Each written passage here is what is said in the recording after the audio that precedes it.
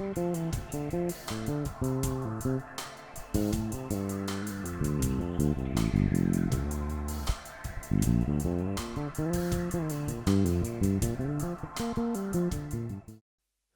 how you doing? Scott Devine here from Scott's Bass Lessons. Hope you're well. If you haven't been to scotsbasslessons.com yet, make sure you do so straight after this lesson. Not only can you download the backing track for this lesson, but there's also hours and hours of lessons just like this on there as well. And make sure when you do, sign up to the newsletter as well, because as soon as you do sign up to the newsletter, I'll send you some exclusive subscriber-only content, and that's kind of my best stuff. So check that out when you go over there.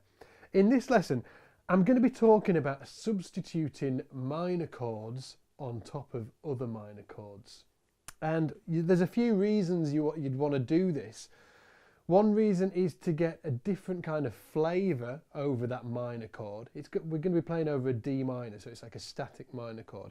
So you could substitute other minor chords on top of that to get a different flavour. But sometimes it's just like you run out of ideas sometimes, and you need a little bit more inspiration and a few more choices. It's always about choice. If you've just got a certain few notes, you might feel a little bit constricted. So what I want to do is give you a few substitutions. So next time you're playing on a groove, like a one chord groove, how many times have we all played a one chord groove, right? Next time you're playing a one chord groove, you've got a few more things in the sort of like the tool bag, as it were. So we're going to be talking about playing over a D minor 7 chord. Now a D minor 7 chord is D, F, which is the minor third, A, which is the fifth, C, which is the flattened 7, and then D. D, F, A, C, and D. And these are all over the neck as well. We've got one here.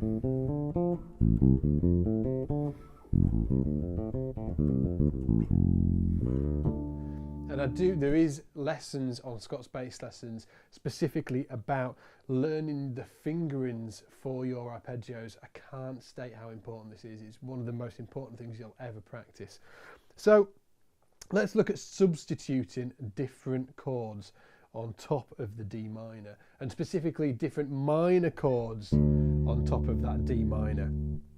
The first substitution I want to look at is the A minor 7, okay, which is this. So remember, the keyboard player will be playing a D minor, or our virtual keyboard player anyway. The real keyboard player, he couldn't make it today, so I had to get a virtual one. So the virtual keyboard player, I don't know his name. Enough jokes about the virtual keyboard player. The keyboard player will be holding a D minor down, but we're going to be playing an A minor 7 arpeggio over that. And it's going to give us a different sound because it starts on the 5th of D. So here's the D minor, and it's this shape. And we'll be playing that on top of the D minor.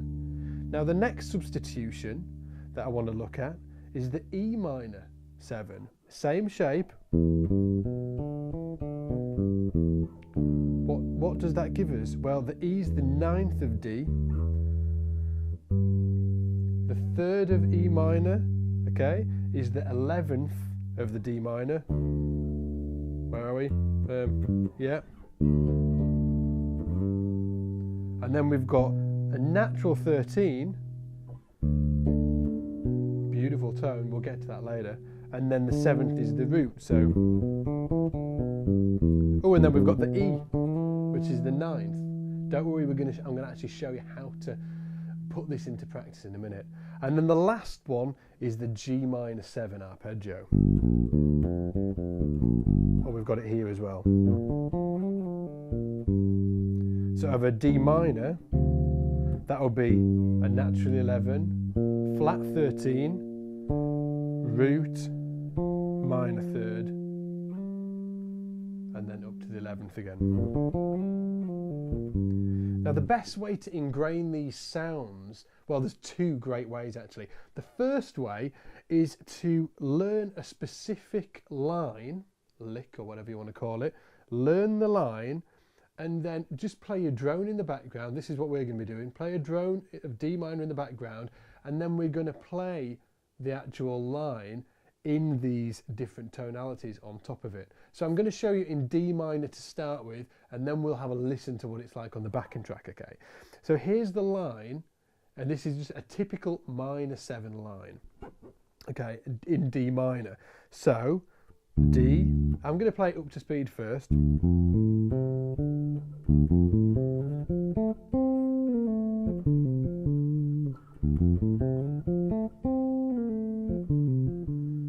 All I'm doing is going up the D minor arpeggio, and then I'm doing little jazzy kind of pull-off thing down to the 5th. Remember, I'm not lifting off. If I lift off, I get that. I'm pulling down, the fingers are coming down, and then. So let me just take you through the notes of that. D, F, A, C, so that's the D minor arpeggio. Then we just slide up with the first finger, and then again D, F, A, C, so that's just a D minor arpeggio again, D, F, A, C, and then pull off down to the 5th, and then the last bit is, so minor 3rd, root, flat 7, minor 3rd, root, and that is F, D, C, F, D.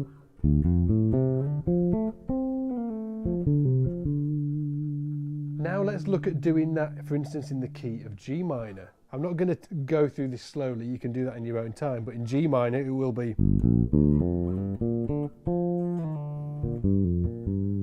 In A minor. And in E minor. So they're the 4 substitutions that we're working on over the D minor chord. Remember, you can go the 5th of D minor, which is the A minor. So you can go up a 5th or down a 4th, whichever you want. You can go up a whole tone and play a minor 7 arpeggio, or you can go up a 4th to the G. So let's listen to that over the backing track so you can get a real idea of what each of these substitutions sounds like. So now let's listen to the D minor, just this D minor melody, okay, over the D minor chord. Slowly to start with.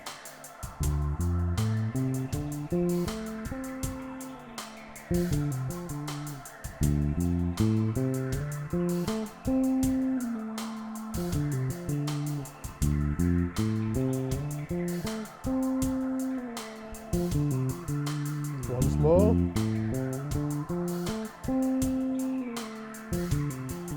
Now let's look at the first substitution. What did I say? It was an A minor.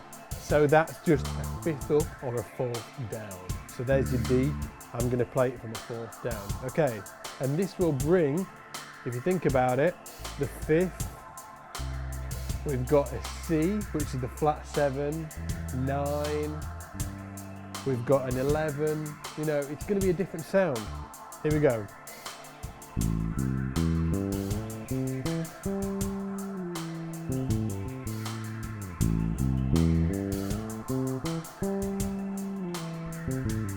The D.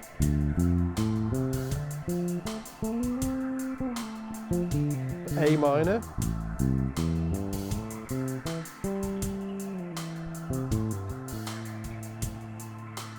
Now let's try the G, okay? Same thing.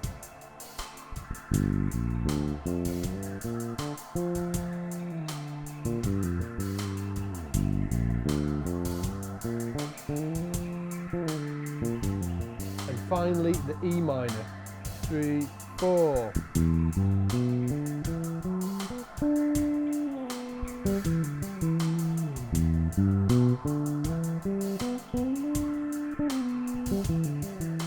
Now let's try them a little bit faster. D minor.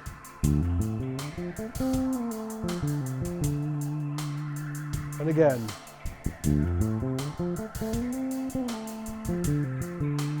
A minor.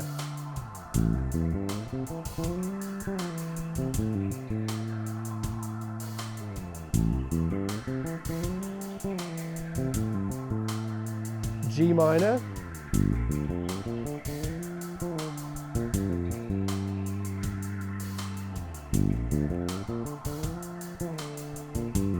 and finally the E minor. I really like that E minor one.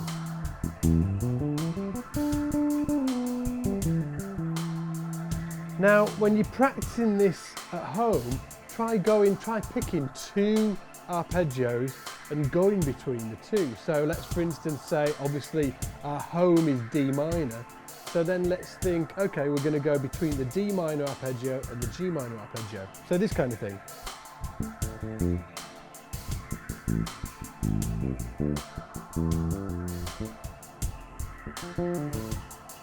G minor, D minor, G minor, D minor,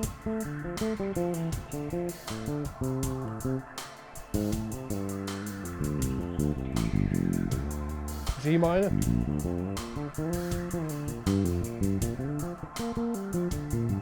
D minor,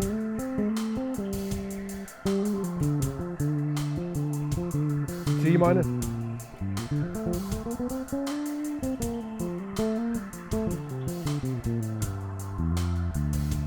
now for instance I could go between the D minor and the A minor.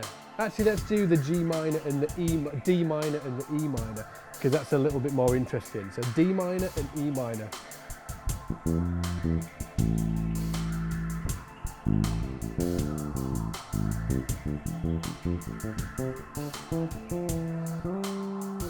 This is all D minor, E minor,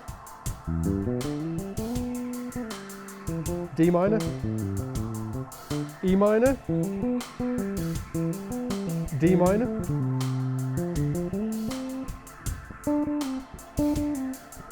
E minor, D minor, E minor, D minor, E minor, D minor, E minor, D minor.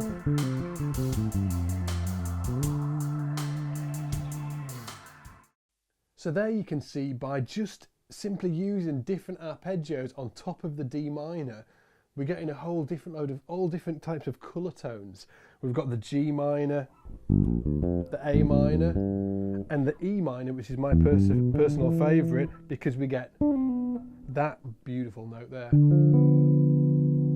I really love that. So really work on your arpeggios. I can't state how important this is. Kind of the key to unlocking your fingerboard is learning your arpeggios and your chord tones. There's loads of stuff on Scott's Bass Lessons covering this type of stuff, so if you think to yourself that you need to do some work on this, make sure you go there and look out for the arpeggio kind of things. Make sure you like this lesson. If you did, it's right underneath there, click that button, and make sure you go and download the backing track as well for this lesson. If you're watching this on YouTube, the link's directly below this video. Hit that and it'll take you through to the page. If you're watching it on Scott's Bass Lessons, it's right there below this video. And make sure you subscribe to the Scott's Bass Lessons newsletter as well, because I will send you exclusive subscriber only content that only my subscribers get. Take it easy and get in the shed.